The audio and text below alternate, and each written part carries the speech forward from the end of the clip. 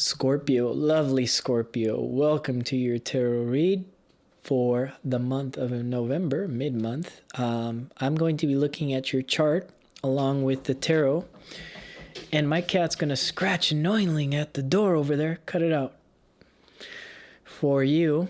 These are YouTube general readings, so just realize that they won't always resonate with you, the tarot portion, and as well as the astrology. It may not resonate at all depending what Mahadasha you're going through, what sort of personal transits you're going to according to your birth chart. Everybody's individual chart is different.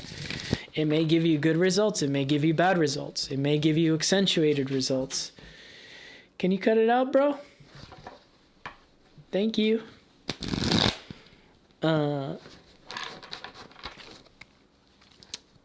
So yeah, it may give you individual results. If you'd like your own personal read, my email's in the description below. Feel free to email me with your time zone. That's all I need. I'll send you a list of appointments. I'll send you a list of appointment dates and times. I'm sorry, because my cat's like, he's wanting attention, so he's scratching at my cabinet doors.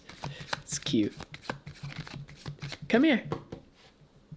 Come here, Scorpio. He's a Scorpio. Did you know that? Found him in Scorpio season. That's right, I found you in Scorpio season, buddy. But yeah, if you'd like a personal read, feel free to email me. And I'll custom tailor your astrology to your tarot reading. Let's get started for you. You have a whole pile up of planets happening here in your first house. Across the street is your seventh house, Mars. You're trying to create some sort of action. He keeps scratching at that thing. You were trying to create some sort of action in relationships now. Maybe in something that you were trying to create action with. He's just doing it on purpose. He doesn't want me to do your read. Something you were trying to create action with, maybe in September till now, you're going to have to kind of revisit that for relationships, okay?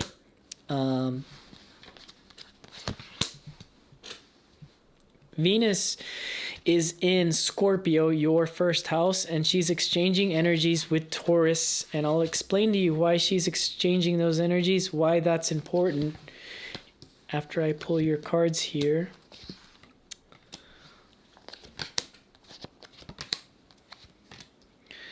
Why that's important is because she is in Scorpio. She's in Mars' sign, and across the street from her is Mars in Venus' sign of Taurus, retrograded. So there is definitely a comeback for you. And I'm sorry, because as I'm channeling, because it takes a lot of my intuition, my cat keeps scratching at the door. Just, hey, come here. Come here. Come here.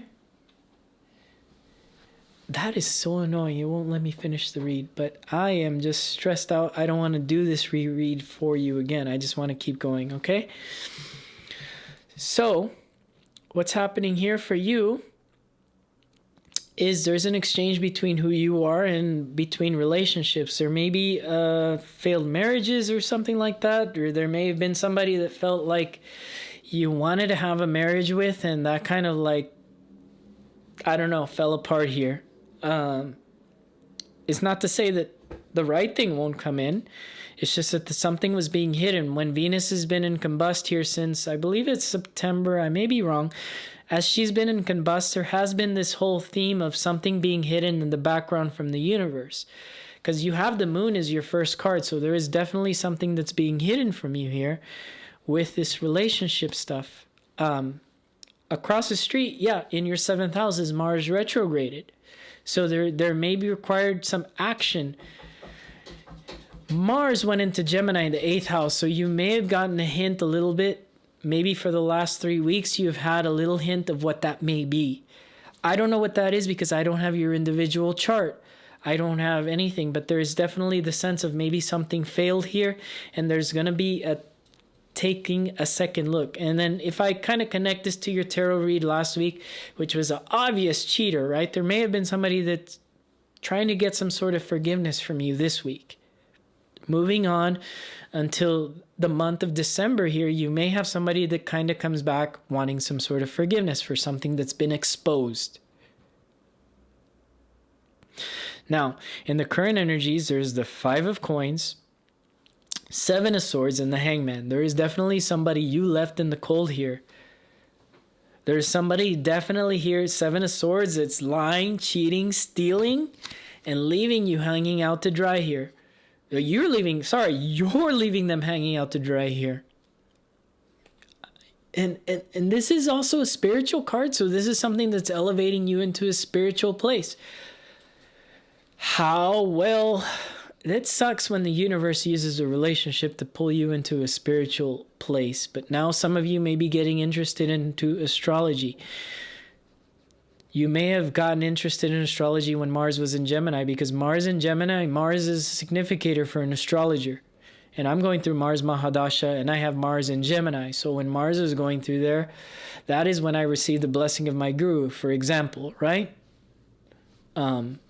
Here, there's definitely something connecting you to spirituality, because I always look at this card like a ladder of swords that pulls you into the heavens.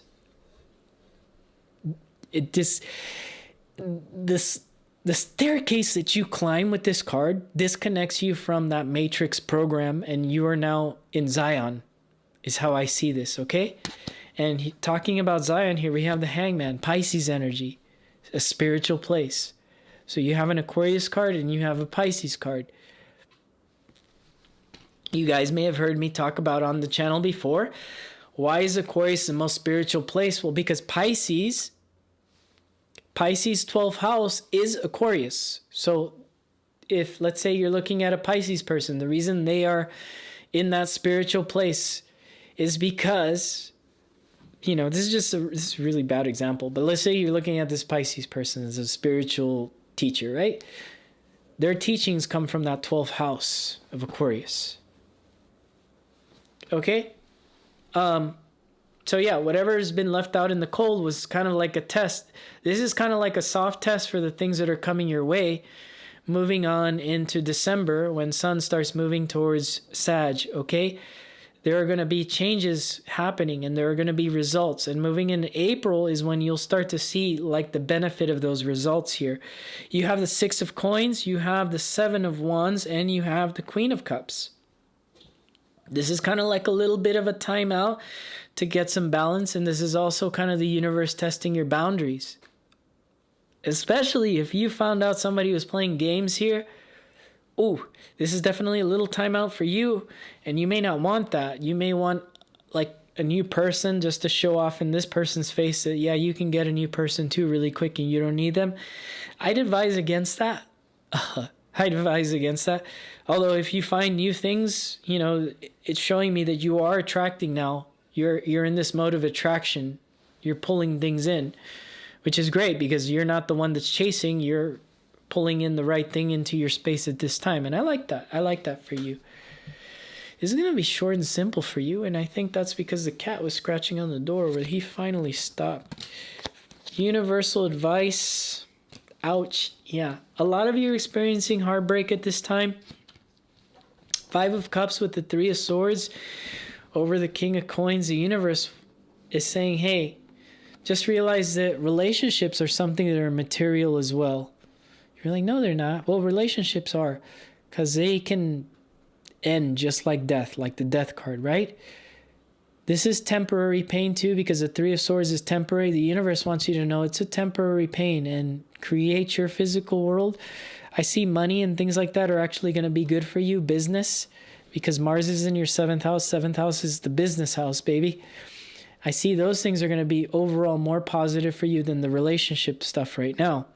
The Scorpios go, can I be a Scorpio? Because that's Mars going there is going to do some unfinished business with your business life there too as well, all up until April.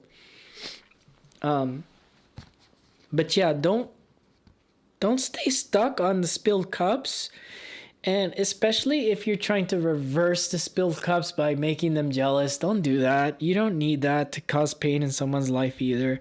I think you're just best disconnecting from whatever this was and realizing that, yeah, this is part of the physical world, the physical journey. And you've disconnected from the matrix because now you're elevating spiritually here. And normally I don't look at King of Coins like a spiritual person, but this is definitely you acknowledging the physical world and the physical reality. This is you acknowledging that and moving into something a little bit more spiritual than what a King of Coins would give you, more like a King of Cups, Queen of Cups here that came out at the end of your read, which I do like for the Scorpio. Anyways, that's all I got for you this week.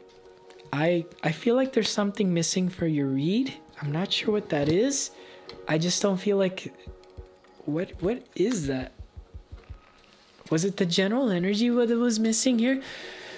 This King of Wands is your energy. This is fire. I think that's what it was. And I'm sorry you get an extended read here because the cat was scratching and it was being so loud. But I feel like your energy is being able to create, and it's very masculine at this time. So yeah, feel free to create new things and feel free to move towards those things that you want so that you kind of put a checklist up for the universe to bring those manifestations in for you. That's all I got for you, Scorpio. I'll see you guys again next week. Take it easy. Bye. And I'm sorry about my cat.